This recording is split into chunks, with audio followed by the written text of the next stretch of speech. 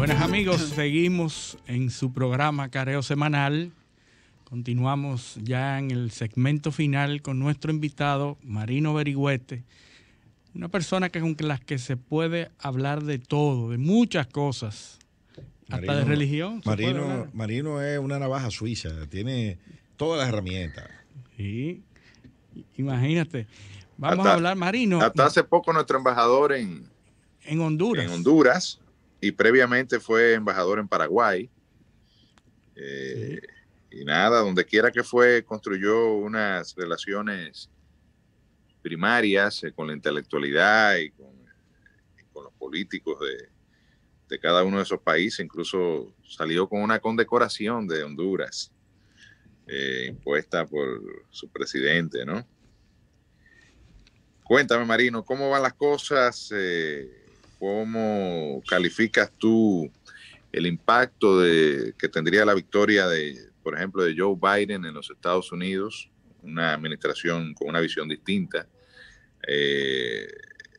por cuestiones ideológicas y de praxis política, ¿no? El Partido Demócrata es un partido más orientado hacia la izquierda, sobre todo se espera una mayor influencia de segmentos radicales de izquierda, ¿verdad?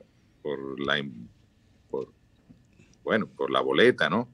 Tenemos a Kamala Harris, que es una liberal radical, y también el apoyo que le dio Bernie Sanders a la candidatura de Joe Biden, pues implicaría, o uno entendería que va a haber un giro de la política norteamericana, de la política exterior y la política hacia Latinoamérica, más liberal, más blanda, más de mayor apertura, por ejemplo, en el tema migratorio, que yo sé que impacta mucho en Centroamérica y en Honduras, un país donde hasta hace poco tú ejerciste como embajador de la República Dominicana. Tú sabes que la República Dominicana, por tradición, estamos mucho más de frente a los Estados Unidos y vivimos mucho más, a diferencia de Centroamérica.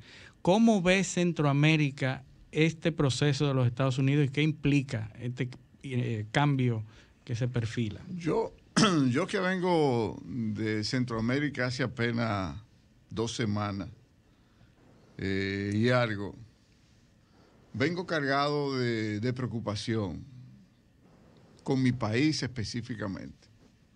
Cargado de preocupación con mi país específicamente porque veía la manera como se estaba orquestando el presupuesto nacional del país y también veía cómo se orquestaba un gobierno nuevo que entraba a un estado que desconocía. Y hablando o escuchándote específicamente cuando hablaste sobre el presupuesto y ahora cuando hablaste finalmente casi sobre la marca país, me preocupo. Y me preocupa la situación en que nosotros estamos viviendo. A veces veo un divorcio total de los actores que están en el Estado con los actores sociales.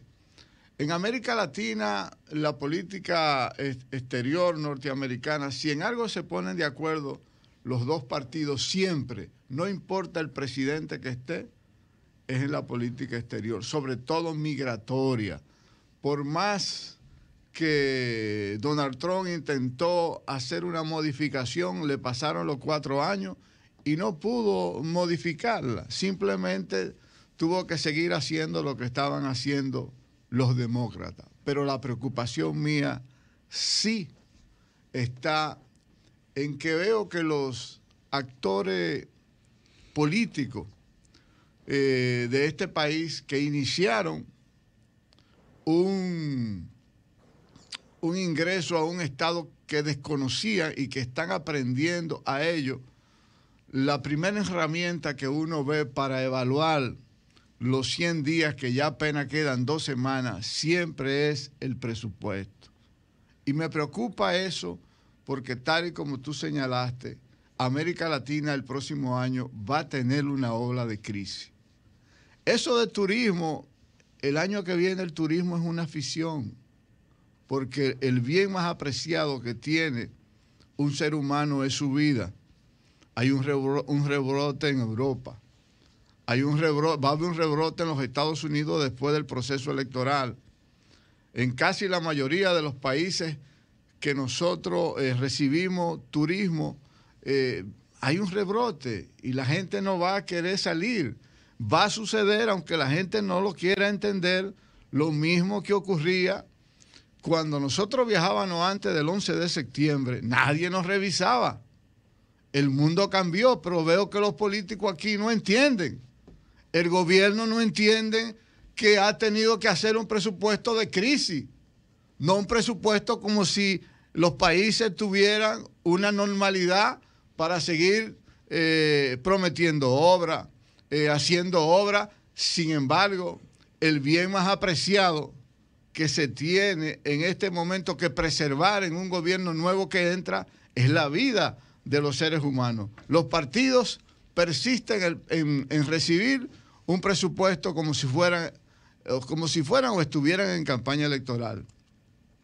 Los legisladores también quieren percibir lo mismo que percibía, como si estuviéramos en una economía como la teníamos antes. No es verdad que el Estado va a recibir en el año que viene una recaudación como la recibía antes. Eso es imposible, señores. Me voy preocupado porque... No, de hecho hemos discutido mucho eso aquí. Los primeros programas fue sobre el tema del presupuesto. Sí. Un presupuesto que luce subestimado en muchos de sus... desconectado con la realidad. En muchos sí, casos. ¿no? En muchas de sus premisas. Por ejemplo, plantea un nivel de crecimiento de la economía dominicana para el año entrante de alrededor de un 6%, y eso estaría en veremos. No está claro si eso va a ocurrir así. De hecho, el Fondo Monetario Internacional plantea un crecimiento de 4.4% el año entrante, y ni el Fondo Monetario Internacional subestima la caída puede dar para una este cifra año, estimada porque no sabe lo que va a ocurrir. Como tú bien señalas, ya en Europa hay niveles de rebrote, en Estados Unidos hay que ver las políticas que se asumen ahora, aunque la gente se está muriendo menos, pero los niveles de contagio han venido incrementando y la gente se está muriendo menos porque los países han venido aprendiendo a cómo tratar el virus. La gente se cuida un poco más, acude rápidamente al médico. O sea, hay una serie de elementos que hemos ido aprendiendo a lidiar con un virus que todo apunta a que no va a desaparecer ni siquiera el año entrante, porque todavía las perspectivas de una vacuna no la tenemos clara. Y aún con la vacuna, el proceso de vacunación de la población mundial de 7 mil millones de habitantes que tiene el mundo, pues va a tomar, ¿verdad?, un proceso que tomará meses. Entonces, ciertamente hay un grado importante de preocupación, que no sabemos cómo va a ser el desempeño del año entrante, y preocupa los niveles de improvisación que se están viendo. Se toman medidas, al otro día se echan para atrás, después se identifican otras fuentes de prueba y solución a los problemas. Y lo que esperamos, porque al final todos somos dominicanos y queremos que nuestro país salga lo mejor, que tenga el mejor desempeño en esta situación de crisis, es que podamos llegar a un punto de entendimiento donde logremos acuerdos fundamentales para ejecutar y desarrollar las acciones que requiere el país. Yo pienso que desde el punto de vista fiscal hay un gran reto. Ya el presidente Abinader convocó al Consejo Económico y Social para el año que viene, pero habrá que ver cuáles son las premisas de la discusión de esa nueva arquitectura fiscal que el gobierno va a plantear en un escenario de crisis. Porque no se puede hablar de incremento de tasas, de incremento de impuestos, en momentos en que estamos viviendo una situación de cierre generalizada de empresas y de un aparato productivo que está luchando por recuperarse en tiempos de pandemia y de crisis. América Latina, tal y como te señalaba, le viene una crisis post-COVID. Esa crisis se va a reflejar en manifestaciones sociales, en crispación. La sociedad está crispada en este momento. Los partidos políticos tradicionales están sus bases sociales mermadas, pero no te hablo de todos los partidos políticos tradicionales, incluyendo los partidos minoritarios. Su base está muy... Bueno, Estados Unidos, la elección de Estados Unidos es un ejemplo de eso. Muy erosionada en ese sentido. El desempleo que vamos a tener en los próximos años va a ser un desempleo como nunca, porque se están cerrando empresas.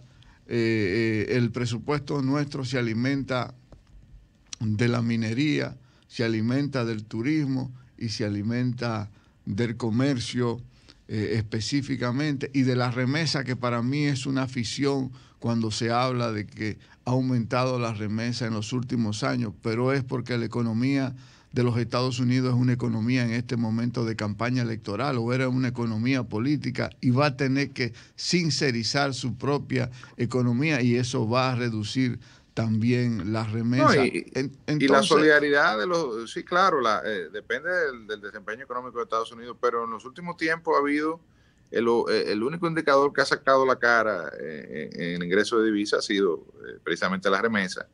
Y uno también diría que la ayuda que el gobierno norteamericano aplicó o ha estado aplicando a los sectores más vulnerables, donde están precisamente los latinos y donde están los dominicanos, pues ha permitido que esa solidaridad que el dominicano siempre mantiene con su gente en su país, pues se haya seguido manifestando, y las remesas hayan podido paliar un poquitico la pérdida de ingresos en divisa que ha tenido otros sectores de la economía. Digo un poquito porque realmente, por ejemplo, los ingresos por divisas se han perdido en el sector turismo y otros servicios, 4,000 y tantos de millones de dólares. La remesa apenas ha incrementado 500 millones de dólares. O sea que realmente no ha permitido ese desempeño, ni lo va a permitir nunca por las características propias de este ingreso. O sea, el volumen del ingreso anual de divisa no permitiría, ni en el mejor de los casos, sustituir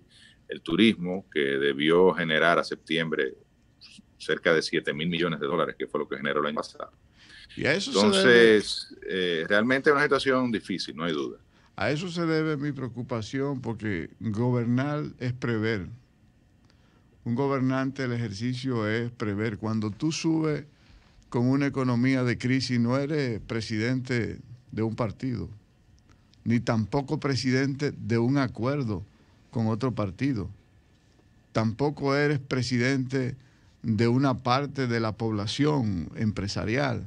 Eres presidente de todos los dominicanos. Y veo por los pasos que ha ido dando el Ejecutivo específicamente, que está dando paso a iniciar también un proceso de reelección presidencial que tiene todo su derecho. Pero no he visto la actitud o la forma de crear un gabinete de crisis para lo que se va a presentar en el próximo año. Estamos viviendo el año perdido. Este es un año que va a ser el año del encierramiento, pero el año que viene es el año de la crisis.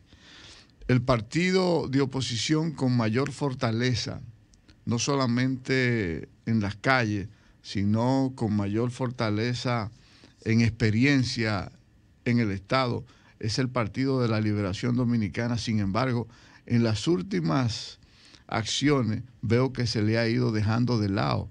Y el diálogo político en una nación en crisis no es con un sector, es con todos los sectores. Porque para eso, para que sea un diálogo, yo no puedo ir a un diálogo sobre lo que va a acontecer en los próximos años con acciones o con acuerdos preestablecidos sin que el otro lo haya ni siquiera visto en ese sentido. Entonces mi preocupación en este sentido de estos 100 días es ver que cada día la sociedad se está empoderando y los partidos se están debilitando. El gobierno en estos 100 días no es si ha hecho acción buena o mala, pero sí no veo que está planificando a lo que le viene a América Latina de la crisis generalizada que viene y que se está asomando a la República Dominicana. Yo fui a Barahona la semana pasada y pregunté por los empleos, ver la economía. Me dice mi mamá, hay comida en el mercado, porque eso lo hay. O sea, la productividad, gracias a Dios, nosotros tenemos una productividad. Hasta ahora. Hasta ahora, ahí iba. Hasta ahora. ¿Hasta cuándo va a permanecer esa productividad? ¿Hasta cuándo nosotros vamos a retener el dólar a donde está? ¿Cómo será la realidad del turismo realmente nuestra? Porque hasta ahora solamente se está haciendo planes, construyendo, pero no se ve la base firme de que se está planificando para un año que nos viene con dificultad. Me preocupa eso, me preocupa que del Congreso se está politizando, me preocupa que desde el Ejecutivo no se está gobernando en una época de crisis, sino que se mantiene los gastos públicos, en vez de reducirse, se están ampliando y el ingreso va a ser menor. Me preocupa de que realmente no sabemos hoy cuál es la realidad del COVID, si ha aumentado, si se ha reducido. Muchos ahora en este momento no creen en la cifra que se está dando y me preocupa el nivel de libertad con que los actores políticos están actuando en este momento, porque los medios de comunicación han sido muy complacientes en el sentido de que han dejado de ser medios de comunicación que sirvan como auditores en este proceso que está pasando. ¿Tú sabes qué es a las preocupaciones que tú estás externando? Para mí lo más grave es que nadie sabe qué es lo que hay que hacer. Exactamente. Entonces tú le preguntas a un empresario, ahora te da yo no sé, el político de gobierno tampoco sabe, el de oposición no sabe, o sea, no sabemos nada. Eso va muy de la mano. Eso es lo más grave de todo. A mi precisión sobre lo que ustedes están hablando, esas precisiones que tú estás hablando del presupuesto. Ustedes saben que los presupuestos son instrumentos políticos. Son instrumentos políticos que sobre la marcha se van ajustando. Porque no hay un presupuesto que se haya ejecutado. Pero reflejan tu visión. Reflejan la visión. Primero, que es la labor de la oposición señalar y proponer. Y eso que tú dices que nadie sabe, bueno, pues cuando sepan hay que proponer. Ningún gobierno nace sabiendo, ni el PLD nació sabiendo. No sabía. El PLD acumuló una experiencia. Acumuló una experiencia durante todo el tiempo que ha tenido gobernando y obviamente este gobierno la tendrá en su momento.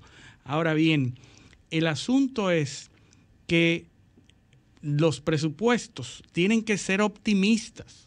Tienen que ser optimistas. Nosotros estamos frente a un año realistas y optimistas también. No porque, optimistas.